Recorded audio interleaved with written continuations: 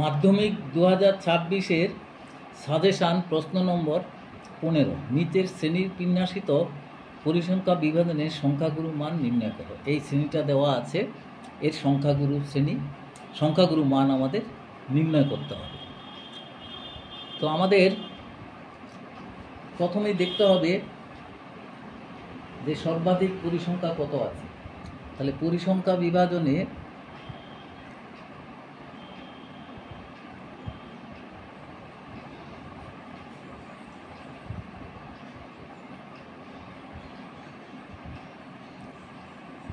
সর্বাধিক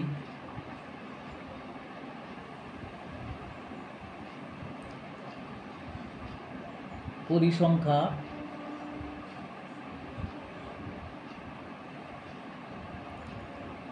চব্বিশ, এই 24 আছে। তাহলে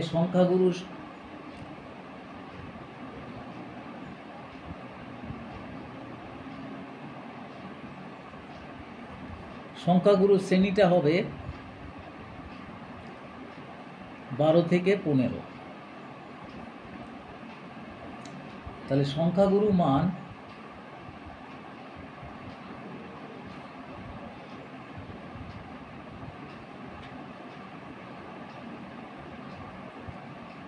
ফর্মুলাটা হবে L plus F1 minus F0 2F1 minus F0 minus F2। তো এখানে L ইকুয়াল টু হচ্ছে নিম্ন শ্রেণী সীমানা, L ইকুয়াল টু হচ্ছে 12। এই শ্রেণীদৈর্ঘ্য H ইকুয়াল টু শ্রেণীদৈর্ঘ্য হচ্ছে 3,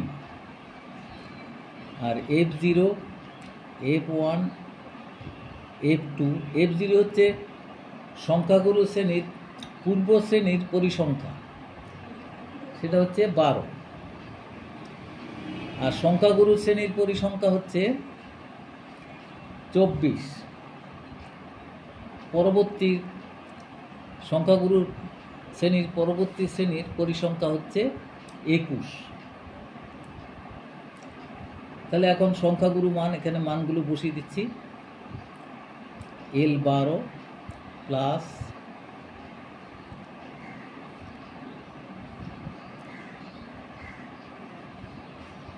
F1 হচ্ছে 24, F0 12, 2 into 24 minus 12 minus 21 into H হচ্ছে 3 সমান 12 প্লাস 12, এটা 24 দুগুণে 48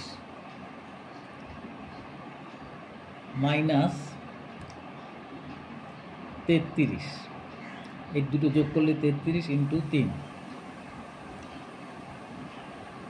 এইটা ইকুয়াল টু 12 প্লাস 12/15 ইন্টু 3।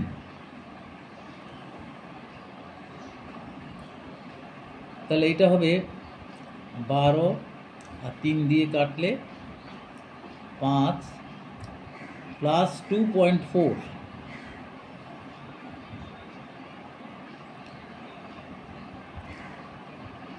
তাহলে সংখ্যাগুরু শ্রেণীর ফাইনাল মানটা হবে 14.4।